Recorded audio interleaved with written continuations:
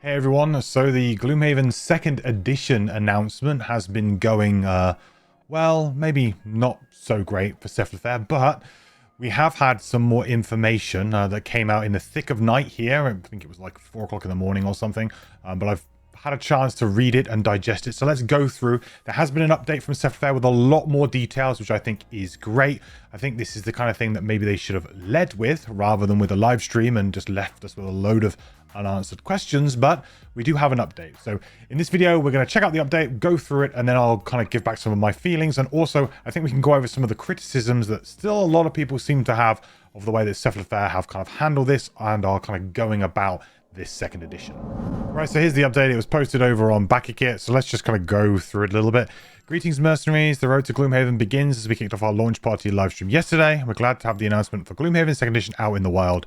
Today, the design team played through an early scenario and shared a first look at some of the gameplay changes, including previews of new cards, monsters, and more, which is, yeah, all good stuff. And if you want to link to this, I'll link it down below if you want to kind of check it out yourself. We know everyone will have a lot of questions about the world of Gloomhaven and all the products that are going to be included in the upcoming crowdfunding campaign. So we thought we'd take some time to answer some of the most burning questions. Will there be an upgrade pack? Well, we already knew the answer to this. I know a lot of people were still asking, but they've clarified it again here, but this was already known. We were listening to the output of feedback about an upgrade pack and want to do it right by this wonderful community. The first thing to make clear is that an overwhelming majority of the game has been reworked with new content and graphics. Only a small handful of components from the original box would even carry over to this new edition. So an upgrade pack would essentially be the full game. Internally, this is where the conversation stopped until yesterday.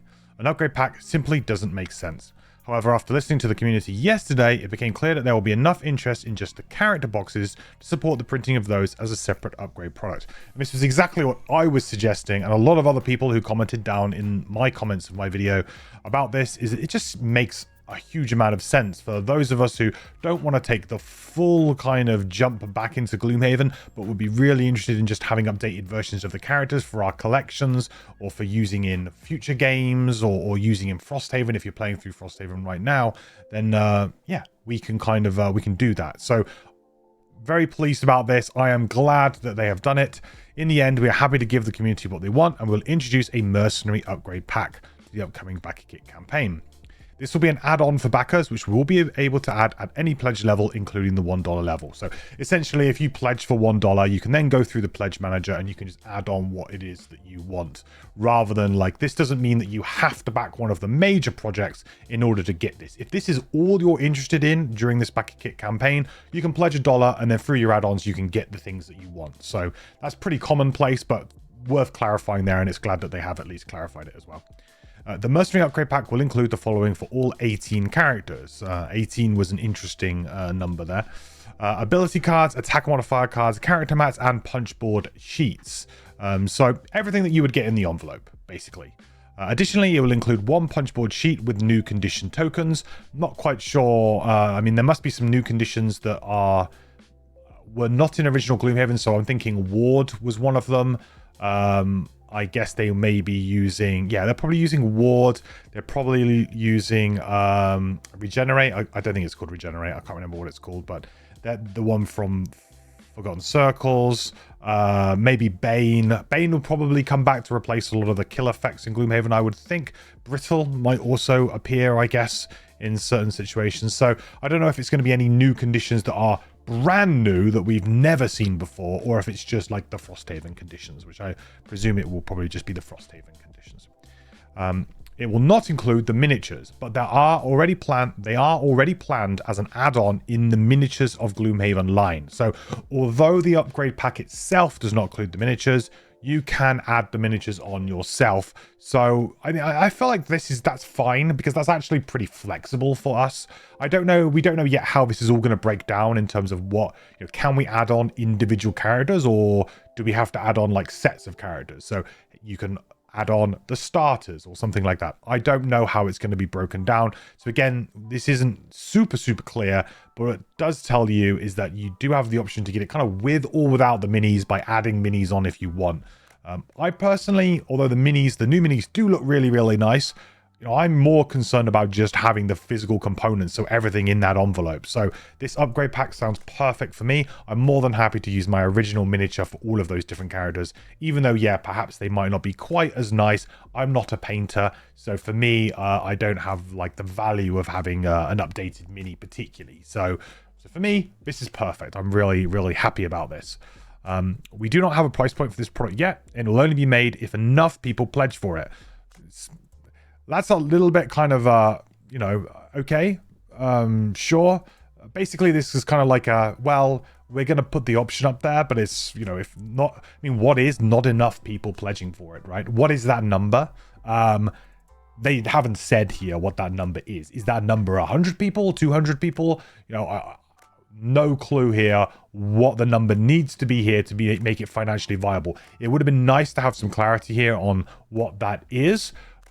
The way that I'm reading this between the lines here is a little bit like, yeah, we've heard you, we're going to put it up as an option, but perhaps they didn't put it up as an option because they didn't think enough people would go for it or something like that. I don't know. It just, to me, the wording here is a little bit ambiguous, and it would be nice to have that clarified so that we kind of know, right, let's do it. Let's, what is the goal we're shooting for here? Maybe it's an internal one and they don't want to share that information, but yeah, I mean, this is a bit too ambiguous wording in my opinion for what could be that. I'd be pretty confident that enough people do want it, so maybe that's not even a concern. I would also like to emphasize that, much like how Frosthaven characters can be played across all games, but were designed around Frosthaven, these new versions of the Gloomhaven characters are cross-compatible, but they were designed around the new version of the game, and you may run into select mechanisms that don't work as well in other games. This, I think, is a bit of it's an understandable statement, but a bit of an odd statement, because if the revised version of Gloomhaven, or a lot of it, the intention here was to kind of make the characters in Gloomhaven and Frosthaven feel a little bit closer in terms of balance, and the idea here is to create a base system to build from, then surely cross-compatibility would have been one of the benefits here, or better cross-compatibility would have been one of the benefits for this second edition. I would have assumed so, just considering that now you're going to have characters that also use the conditions that are in Frosthaven, so now it all kind of makes sense, right? Everything is going to hang together a little bit better. So I'm a little bit kind of a bit confused as to what they really, I mean, it's like a statement like, okay, that's fine, I understand that. They've playtested all of these Gloomhaven characters in the new Gloomhaven campaign. They have not playtested them in the Frosthaven campaign. Totally get that. And maybe it's just to cover their own back a little bit here, but I would have thought one of the benefits of doing this would have been better cross-compatibility. So I just found it interesting that they even mentioned it here. With that said, if you're not interested in purchasing an entirely new game, but still want to enjoy the new characters, we feel this is the best way to do it. Well, I would argue that you guys didn't feel like this was the best way to do it. We thought that it was the best way to do it, and you've taken that. This should have been part of the announcement. In my opinion, the community had to ask for this. And if there hadn't been an uproar about this and people had actually voiced their concerns, I feel like this wouldn't have happened. So, you feel this is the best way to do that? Well, honestly, I feel like the players told you that this is probably the best way for us to do this. And now you've caved and done it. So I feel like a little bit more modesty in this point would have been a little bit better received. It's a little bit of PR speak, of course, and, they're trying to obviously, douse the fire a little bit here. They're trying to do a bit of firefighting, but in my opinion, the wording of this is kind of like, okay, yeah, we feel like this is the way we would like to play the game, and we would like to have the option, which now we will. Which is good. Ultimately, the result is good. So I don't want to be too negative around this point, but I'm just saying, ultimately, the result of this is good.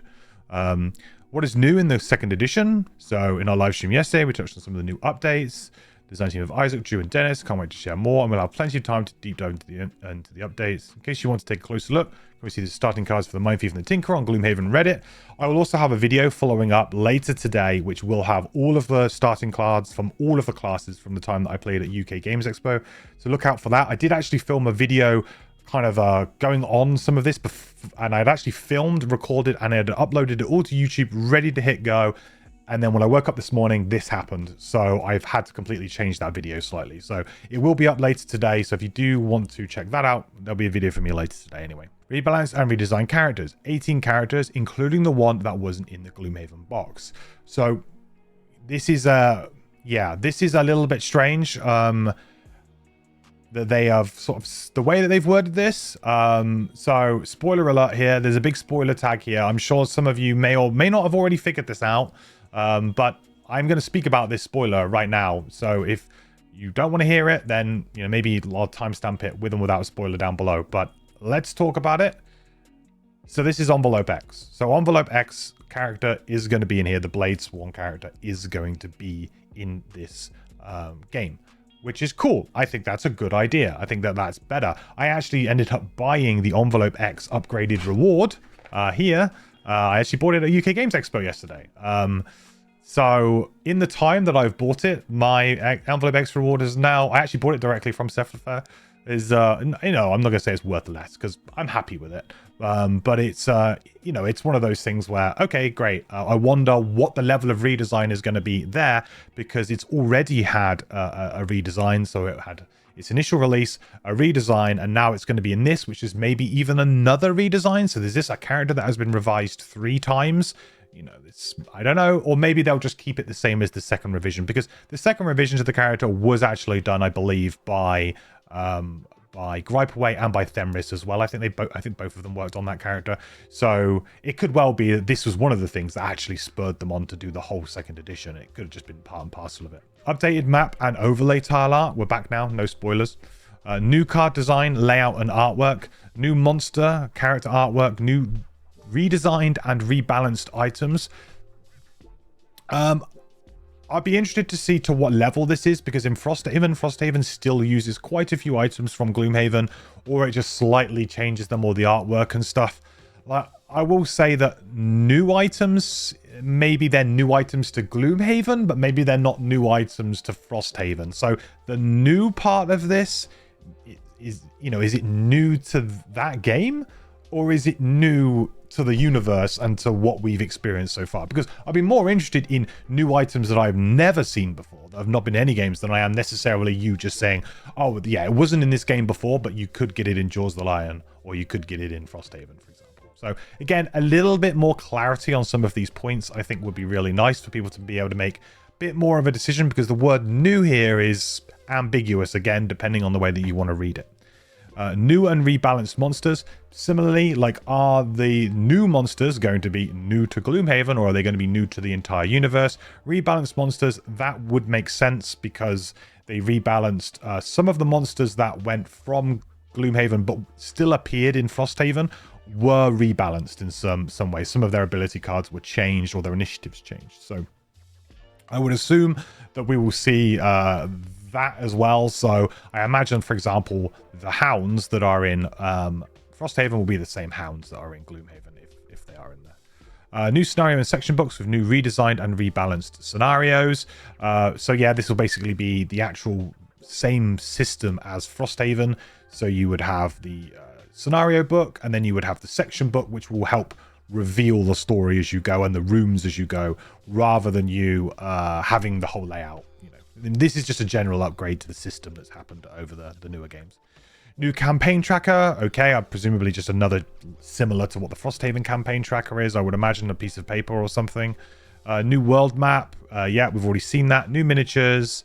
Revised story and entirely new events, which is interesting. I think that this is like revised story is like to what level?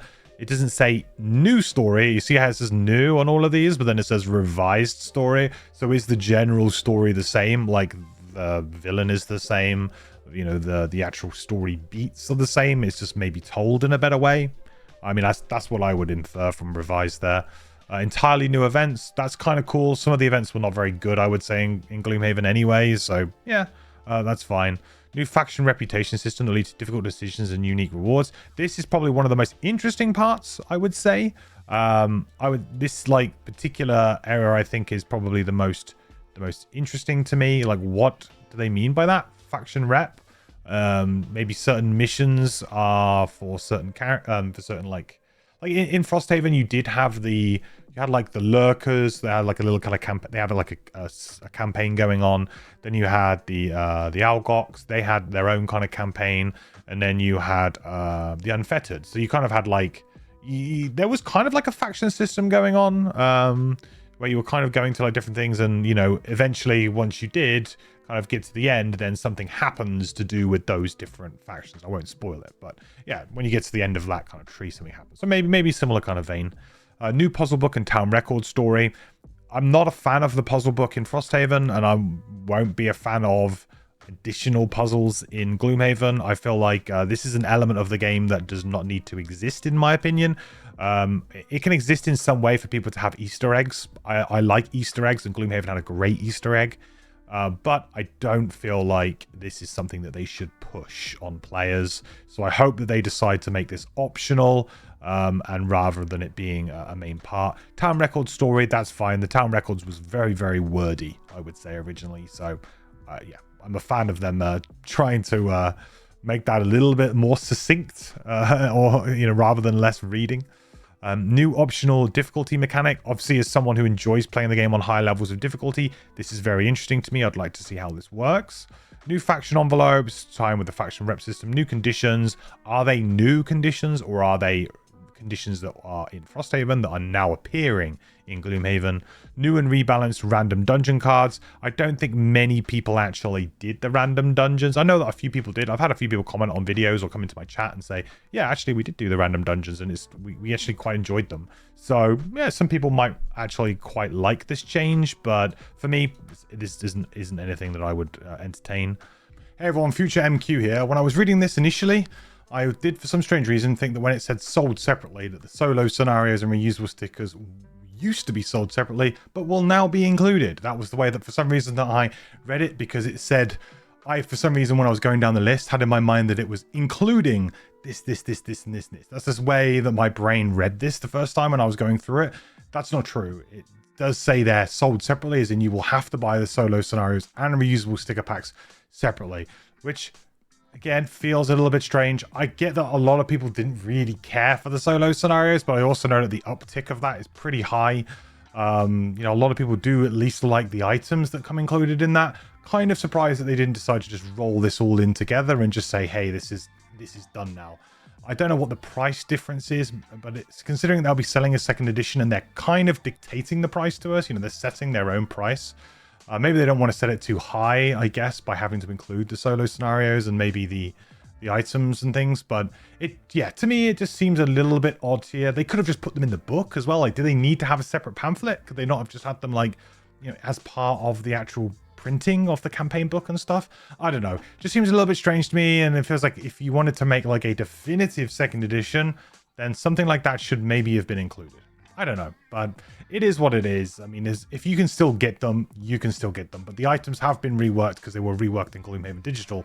So there will still need to be new cards printed.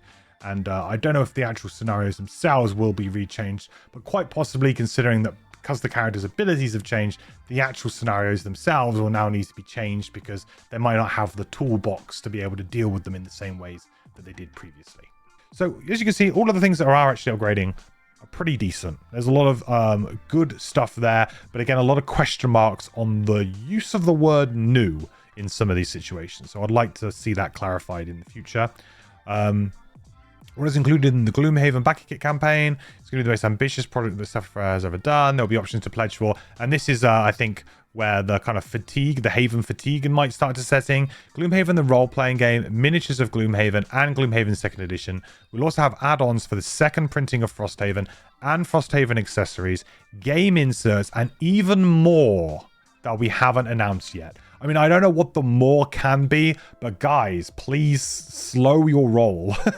You know, I think, and I hope that they're starting to take some of the kind of comments that they're getting here with, guys, you're landing this on people a month away from the campaign. People may have like financially planned around this campaign, their own personal bills and expenditure and their expenses around this. I don't know if it's very good for you to suddenly go, oh, by the way, next week it's going to be this, and there's going to be this, and then there's going to be this. I don't really like the way that they're doing the media rollout for this campaign. I'll be honest. I feel like we're getting things like very in small doses here and there. And I feel like I make a video and it's outdated within 24 hours because they respond to something or they post something new. I feel like they really need to really concisely answer what this campaign is, because it is starting to spiral out of control, in my opinion, in terms of what is included, what isn't included. I mean, like, and even more, like, yeah, I know you're trying to drive excitement here, but I'm not getting excited here. I'm getting dread because I'm like, I can't, I'm tapped out, guys. Like, especially if any of these items end up being some kind of like limited exclusivity type deal. I hope that's not the case. I don't think they've really ever done that before. So there's always usually been a way to be able to pick up some stuff after the campaigns, but I don't know. It's looking a little bit sus. This is unlike any campaign we've done before. Yeah. And we are looking forward to you joining us for the celebration of Gloomhaven. We're all behind this. This is great. And they've done so much work. So, there's a lot to be applauded here that they even have all of this stuff to show us. As a Gloomhaven fan, this is insane, right? But we're just saying, we don't need it all in one dose, we can spread these doses out over the year. And part of me maybe wonders that the delays to this campaign, I think it was originally gonna go, I think it was going to be like February or March time, and now we're down in June, so it has been delayed at least once, and maybe even twice, I think. And maybe this is a symptom of it, because it just keeps growing and growing and growing. I don't know. That's purely speculation on my part. What about Forgotten Circles or Jaws of the Lion? At this time, we do not have plans to make second editions of any other products, and nothing from those products will be part of the Gloomhaven Second Edition. Which, I mean, this is like, fine. They've cleared that question up. I think Jaws of the Lion is fine as is. I don't think that there is a massive need to be able to do it. I think there's also a sense that because the Jaws of the Lion was a shorter, more condensed product, so in a way it's a little bit more, I don't like to use the word disposable, but in a way it kind of was, like in the sense that you would play through the campaign, you might grab those character boxes and put them in your Gloomhaven box, but then that was about it. I wouldn't mind them revisiting some of the characters to give them some reworks in certain areas, possibly in the future, or maybe use them again, and then, maybe use them in another different kind of game, Jaws of the Lion 2, if you like, and give them a brand new campaign to play through, brand new story, and maybe like evolve the characters in some way, give them a different artistic look, but it's almost like they're like they've evolved like a Pokemon or something. They've kind of can't come to a new kind of form or something through their travels. That would be kind of a cool idea. And still keep the theme of the character there, but then like that gives them a bit of more creative freedom to do some stuff. How can we stay updated on the latest previews and announcements? Yada yada yada yada yada. There'll be a live stream on Gen Con TV. There's also going to be a Reddit AMA on Monday, so stay tuned to that. That is a week away, over a week away at this point in time. So yeah, that is basically everything that we've been told. So on the face of it, I think that in general, it is really good that they actually came out quite quick here and actually clarified some things and have said that they're going to do the Mercenary upgrade pack. That to me was the big thing that I personally was like, I don't see why this isn't available. So it's good that they have now offered it. However, I don't think it's good that we had to ask for it. I also don't think it's particularly good that they have sort of said, well, only if enough people want to go for it, without specifying how much that is at this stage. I appreciate that if only 10 people sign up, it's going to be a real pain, but they will be making these envelopes anyway, and they will probably have to, in terms of for spares and repairs, have some level of stock of different components, and I imagine that the envelopes are a part of that. So yeah, to me, I don't really, I mean, again, I might be a bit naive here when it comes to manufacturing board games, but to me, I would have liked a little clearer language there in those areas. But overall, a fairly good update, although it seems to have not gone down very well in the comments. I'm not going to scroll down to the comments, but what we will do now is I'll jump back across the screen, and I think we'll go over some of the other criticisms that I wanted to kind of elaborate on and clarify some of my own thoughts as well on some of this stuff. I was never against the second edition. I wanted to make that clear. I don't know if that did come through very well on my original video. I wasn't against the second edition because in my eyes, any product that could maybe help Gloomhaven be more accessible for new players who are interested in playing the game is a win. It's a massive win. It means more people coming to the game, more people getting excited about it, it reaching different people, raising that quality level so that people who do play Gloomhaven won't maybe bounce off of it because they're like, oh, this rulebook is really hard to read because it's been formatted in a bad way, or they don't understand some of the rules because there's been so many like FAQs and erratas and things like that over the years to change things. You know, all the symbology is hard for them to work out, the iconography, because it doesn't fit in with all of the other games. I understand that, and I'm behind that, and I think that that is a good initiative to have. If they feel personally that they're not proud of Gloomhaven and that it could be more than it is, then absolutely go and do it. And that does not diminish my experience of the game at all, or anybody else who has played it. It does not diminish our experience necessarily, but it does mean that those new players will get the best possible experience, which, you know, we should all be for that. So I want to be very clear on that. My problem really came down with the lack of an upgrade path in terms of the characters. You know, I say upgrade path. What I really mean here is mercenaries. So I'm really happy that they've addressed that. And that was a big thing for me. Give us a pack that we can get the mercenaries. And they've now done that. So that's kind of addressed my personal problems with this announcement. But I wanted to go over some of the other kind of critiques that have come out. I think there's some really good commentary that came out from my previous video in the comments. Thank you all so much for commenting and blowing the video up in some way. I think it's probably really helped in terms of getting some visibility to this, and I really appreciate all of the really good commentary that you guys have put down in the comments and been really civil. And yeah, it's been really good. So thank you all for that. And I wanted to highlight a few of the kind of critiques that have come out through the things that I've read. The first one is sort of the finances behind this project. So is the cost of this campaign starting to spiral a little bit? And are Cephalofair potentially cannibalizing their own sales here, which is something that I'm sure they must have thought about. You know, it's big business now, Gloomhaven, so I'm sure they've been thinking about this. But, you know, the decision to bundle all of these sort of projects together, it might make sense from a Festival of Gloomhaven sense, but let's just keep adding stuff in. Let's keep putting things in, right, for people to do. And you know, people will like it because it's more things, it's more stuff, it's just more stuff to engage with.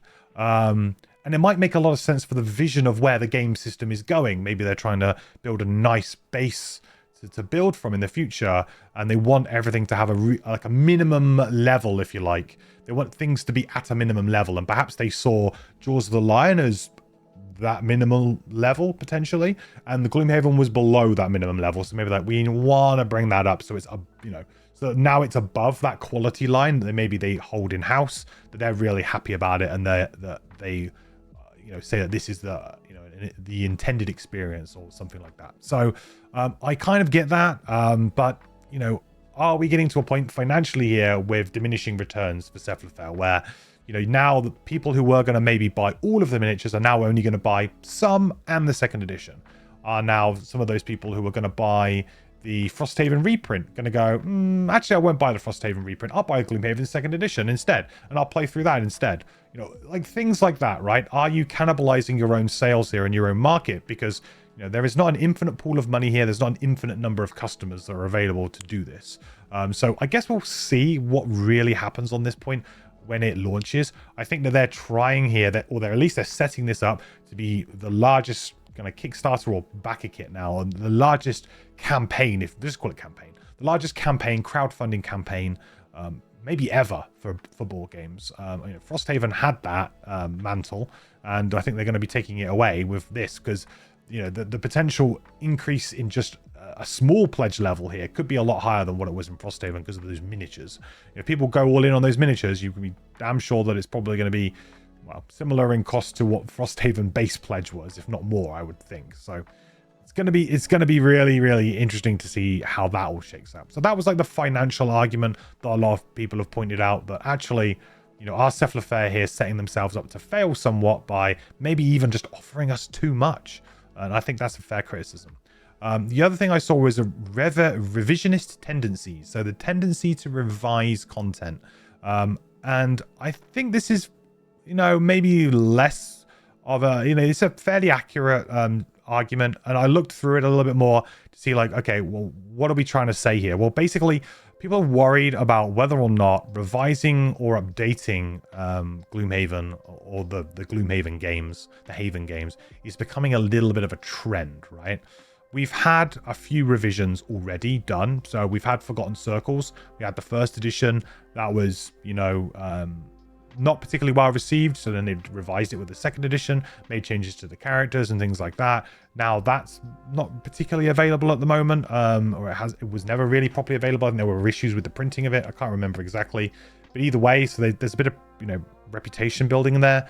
Revised Envelope X, that was revised, although that was a print and play and a bit of an Easter egg, so I don't really hold, I'm not going to hold their feet to the fire on that one particularly.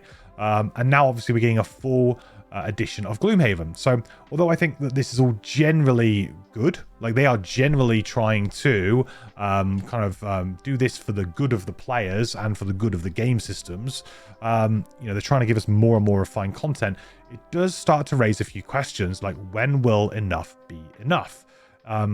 Will a game ever be perfect? We all know that games are never perfect and there's always going to be some issue somewhere with something, right?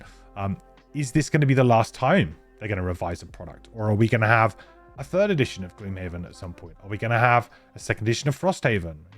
I feel like some of these questions it's unlikely, but they do start to bubble up to the surface and into the discussion when you do start to revise things. And there's a little bit of an emphasis here is that maybe they are, maybe there's a lack of being able to let go on certain products and just say, it is what it is. It was successful at the time. Let's move on to something new. Or is there a tendency here where there's a perfectionist tendency here going on, where they're trying to, we need to revise and revise, especially considering that the second edition, Gripe and Themris are great guys and they've done an amazing work on everything that they've touched. So I absolutely believe that the quality of this, and I've seen all of the cards and it'll be in my video later, they're great. So I 100%, think that these guys are the right people for the job here. But, they are on the, if you like, the kind of hobbyist, really hardcore Gloomhaven end of the spectrum, if you like. And so in that case, there is a want of trying to make the game everything that it can be. And yeah, it's great, but this is almost quite, I kind of get some like similarities here to like Crimson Scales and stuff like that, right? Like fan-made content, people who want to make fan-mades or house rules or editions and things like that. But it's almost like it's being done in an official capacity when this could have maybe been something different. So anyway, I think that that's something to do. If you start to build a bit of a reputation as a company who will be putting things out, and then perhaps if they're not great, we'll then go, okay, don't worry, we'll just do a second edition. You start to lose confidence, right? Your customers start to lose trust and confidence in you that when they go and buy something from you, that it is going to have that same level of quality, because for all we know, perhaps in the background, you're thinking, well, yeah, it's good enough. And then maybe in 3 years, we'll revise it if it's a problem. And it's not a, that's not a good look or a good reputation to have. And I hope that they are weighing these kinds of things up, their PR department or whoever it is who's making these kind of decisions, that they are weighing that up as a cost to every time they announce something like this. That is a cost to that announcement against their reputation and their image. That does not come without anything. So it is worth thinking about. Another common argument I saw is, why not make just a new setting or game that has these characters in, right? Has all of the revised characters in, but it's a brand new campaign and a new setting and a new game and a new story, right? And this is one that I can actually get really behind, because that was my initial impression too. I was like, why the need to go back to Gloomhaven? Why not just make a brand new world to play in? And I think that would have worked really well. I think a lot of people, we have a lot of fond memories of those classes. So it's not like we don't want to play the same classes again. We're more than happy to play the same classes again. We love them. So we just want, maybe a new adventure to go on with those mercenaries. And this is supposedly a new adventure. They are selling it as, oh yeah, we've retweaked this and we've done this. Yeah, but you didn't, it's kind of like you've gone 70-80% of the way, and you didn't go like the last 30% to make it a brand new thing. And I know that maybe that would have been maybe they would have been criticized because it might have been like, wow, you're just rehashing or something. I don't know. So maybe they couldn't have a perfect situation here with this point, but I think it would have gone over a lot better and a lot more people would be really excited. But also if they did that, I would also assume that they would cannibalize their sales, the previous point, even more of other products, right? I guess that they were thinking that maybe this second edition would be for new people who wanted to maybe get involved in Gloomhaven. maybe I think evident by the fact that they didn't offer any upgrade pack, which is fair because it's not possible, but no mercenary upgrade pack originally. It kind of shows that they didn't expect that the original players wanted these characters separately, or if they did, they would be happy to just buy the new second edition version. So I think that this is a pretty good point, and I think it is worthy criticism here. I can understand why the scope of doing this would be quite difficult, because you would need a whole brand, you need a writer, you need new artwork, you need so much new stuff. And I imagine they're using a lot of artwork for the second edition from the RPG. So a lot of stuff is actually going to be like fairly kind of reusable in that sense. But yeah, I just feel like it actually probably would have gone down really, really well. And I think a lot of people would have jumped at it and said, yeah, that's awesome. I can't wait to play an upgraded version of the Mind Thief or Crack, or a different version, and revisiting that character, right? Next one was making the previous game obsolete and hurting its resale value. Now, this is one that I said before that I actually kind of agree with Isaac in many ways here, where he says, well, it doesn't completely write off your game. Like, it's still a physical game that you own and that you can put on your table and open and play today if you want to, if you own it, right? And that it doesn't make your copy completely vanish. However, what it does do is highlight that Cephalofair considered that the version of the game, the first edition version of the game, is inferior, or at least imperfect in some way, right? And the knowledge of that will have some kind of psychological effect on your customer base. It will. The fact that there's now a version out there, and it's like, it's not necessarily, oh yeah, the version of my game is useless and it's vanished and I can't play it anymore. It's more of a case of, just don't feel quite as enthused about playing that game now anymore, right? I just don't have that same excitement maybe that I had before this announcement to get that game onto the table and play it. Because I feel like, if only I was playing the second edition, right? And I think it's a very easy thing to sit back here and say, well, you can still play your copy of the game. I think it's very simple to take that stance and say, well, it doesn't invalidate your copy. It's still there. It's something that you can play. But I think that kind of does disservice to the argument here into what really goes on psychologically when you kind of make that kind of statement, and when you do something like that. Of course, it's not going to matter to you if you don't have skin in the game, but there are people who do have skin in the game who are thinking about this more of like I've just started my campaign. Do I now continue it? I mean, sure, they can, but there's always going to be that little voice at the back of their head now that's going to be, oh, it's not quite the second edition. Do I wait? Do I not? Do I continue on? Do I not? And yes, the facts, the technical facts of it are, it is an item that you still own. That is true. And it is still playable. But there is some kind of psychological effect to an announcement like this, because it's basically Cephalofair saying, no, it's fine. You still got an awesome game there. It's great. Oh, but it's not as good as the other one that we've got. You're saying one thing, you're doing another, right? And it will have an effect on players, right? And you have to admit that will have. I mean, you won't admit they will never admit that in person, because it's that would never happen. But we can admit that is something that will happen. And the resale value of it as well. I'm a strong believer of, you don't buy board games for their resale value. You don't invest in board games. If you want to invest in something, do not invest in board games. It is a shaky proposition unless you somehow get a really good Kickstarter or something and it flies and you can maybe do something. Like, it's such a lottery, way more than other ways. So I personally have never seen anything, and anything that I spend on a board game I see as disposable, and that's it, right? I do an okay job of managing my personal collection in terms of like trading a few games, but I don't really like go, oh wow, I bought that game for X amount and I've sold it for half of that. Like, oh no. Like, to me, that doesn't really matter. It's more of a case of, if it's taking up space and I could maybe get rid of it to get something back to be able to maybe get something else, then I'll do it. And that's how I kind of approach it personally. But I don't see it that way. I'm sure some people do see it in that way.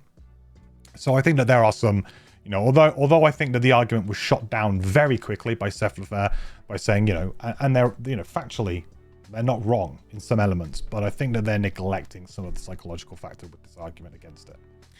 The last one, which I think is huge actually, that has been talked about quite a lot, but they have made very little comment on, is Gloomhaven Digital.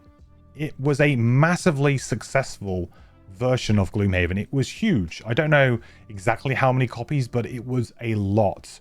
You know, we're talking, I think it sold, I think it was close to 500,000 or something. I can't remember the exact numbers, but it is a lot. Let's just say that it far outdid any other kind of digital board game in its space, in its field. It has bridged lots of different people. It has reached video gamers who would never consider playing a game like this, or had heard about the board game or anything. It has probably done the best job in recent years of selling Gloomhaven as a game than anything else, right? And it has been a massive, you know, thing for me personally in terms of how my channel has exploded because of the amount of Gloomhaven Digital that I played. You know, it is massive, and I think not having some kind of official answer here to what's going on with the digital game is a concern, because there are a lot of eyes on Cephalofair from digital players. You know, that is now a responsibility. Now, I understand it's not their product. It is Twin Sails, which is also, well, Asmodee. They are the ones who are doing this, and you know, and they are working right now with another developer on the console port for Gloomhaven. So we've got a Gloomhaven Second Edition announcement, and they're currently working on a port to now an outdated version of the game. What is going on here? You know, you've got the digital game, for me, has become the de facto way to play Gloomhaven now, because it is so convenient and it is so well done. But you have essentially, with one announcement and without saying anything about Gloomhaven Digital, you have kind of like, you know, just made the game a relic. And it's less than a year old, I think, since it's actually come out of early access. That is crazy to me. That there was no conversation here to say that this will have a serious effect on this part of, you know, this other product. You know, if you're talking about Gloomhaven as a general concept or product range now, this must have been considered in some way. Now, I would love that we would have some sort of update to say, we're going to give you a patch that patches it all the way up to this. There's no chance in hell that's happening, because all of the voiceover work in Gloomhaven Digital is acted and voiced. And they've changed all of the story and all of the scenarios and all of that. Everything, events have been rewritten, everything, you know, like, how is that going to work? It's not going to work is the answer. So can they patch it? Yeah, they could patch it, but it's going to cost them such a staggering amount of money to make these changes in the digital game. Not to mention they're adding like extra conditions and loads of other stuff. So they would have to make sweeping changes to the digital game to bring it up to this. So you're going to have a version of the game which is going to be outdated, that is going to be extremely popular and in circulation for many, many more years. And that to me is just like a really big oversight here. It's a huge oversight. I say they may do a patch. I think that's very, very unlikely because the amount of money that would have to go into it. They may do an add-on. Possibly an add-on, but again, that feels a little bit like from a video game perspective, this feels like a patch. This doesn't feel like a DLC. It feels like a patch. So how do you sell that to people, and what price would you charge them? Because they're going to have to redo such an amount of work that it's not going to be a cheap DLC, is it? It's going to have to be a premium DLC price. And then you'll think, well, maybe they'll do like a revised version of the game, and they'll call it Gloomhaven 2 or something. Well, that probably won't go down super well with the people who bought Gloomhaven 1, because they're going to feel like, hang on a minute, I only bought this game a year ago, and now you're telling me there's a second version with everything changed? I feel like this was a massive oversight. They really need to jump on this point and try and get it clarified with Twin Sails. What is going on with this? I just feel like it's, yeah, this to me, with there being so many copies of this game sold, not to mention that copies of this game were sold as add-ons to the Frosthaven campaigns and all that kind of stuff. I know that was a long time ago now, but you know, it's, to me, this is something that needs to be addressed. It's not a hugely expensive game, so, and yes, you can still play it, and it's still a bunch of fun, and I still really enjoy it, but to me, this seems strange, especially considering that we did actually have balance patches in Gloomhaven Digital with things like the solo scenario items and stuff like that, where they did actually make changes in the game to make it a bit better, which I was really happy about at the time. But unfortunately, the original devs, Flaming Fowl, do not work on this game anymore. They have moved on, and they've got a new developer in-house who's working on the console port. But apart from that, we've heard very, very little in terms of, like, are they working on Frosthaven or anything like that? I don't know. Personally, I really want Frosthaven Digital. That's what I would love to have. So if they're working on that, maybe continue working on that. But I just do think it's a really big oversight here to not at least come out and say, this is what's going to happen with Gloomhaven Digital. Because some people are going to be like thinking, do I buy it now? Do I not buy it now? Incidentally, they have maybe cost themselves sales of the digital product here in some way as well. So that's all of the updates and things. I think for the most part here, I'm fairly happy that they've addressed the Mercenary situation, and that's a good thing. That's a big win, I think. And it does go pretty much most of the way here to kind of resolve any of my issues with it. There's now a path there for people to be able to get the mercenaries and just have them to play. And you can even keep your original game and just play with them. But again, some of the terminology here, what they're saying and stuff like that, needs to be clarified. I'm sure it will be as more and more stuff comes through and we get to see more and more stuff coming in. But I'm not a huge fan of this kind of drip feed approach that they're going for at the moment, where they're kind of like just giving us little breadcrumbs every few days, trying to build hype to this campaign. I understand it from a marketing perspective, but when you are kind of changing something that is a beloved game now, which is a lot of people are invested in and really care a lot about, I feel like, that's maybe not the best approach for this type of thing. If it's a brand new product, absolutely do the breadcrumbs. It's always fun, drop some hints about things. That's great. But when it's something that's like we already know a lot about, I think like, give us it all in one go and be prepared, rather than like kind of like a live stream and then having to, I don't know if they planned this post or not, or maybe this is a post that they decided we need to put a post up, guys, because it's kind of, a lot of people are asking a lot of questions. So yeah, those are my sort of 2 cents on it now. As I said, I think I'm behind it as an incentive. I think it is a good idea. If it makes new players enjoy the game more, I'm all for it. I can now get those mercenaries if I wanted them, or if you guys wanted them, you can now get them. That's good. That's a good thing as well. But yeah, I felt like they've made a little bit of a mess here when they could have done this in a much cleaner way. And yeah, it's not trending in the right way, I would say, in terms of the way that they have handled this with the PR and everything, and the way they're doing it. So I hope that they can figure it out, and I hope that when we get to the actual Backer Kit campaign later this month, that actually, like, the options and everything are all reasonable, and we're all really happy with the pricing and everything, and people will be happy and be able to get what they want, and yeah, we'll go from there. But there you go. I just wanted to give you an update. Thank you all so much for watching. Thank you so much for all of my supporters over on Patreon, and for all of my subscribers over on Twitch. Thank you guys so much. I really appreciate it. I will have a video up later today with all of the different class cards as well, if you want to check that out. But apart from that, thank you all so much for watching. I will catch you in the next video. Bye.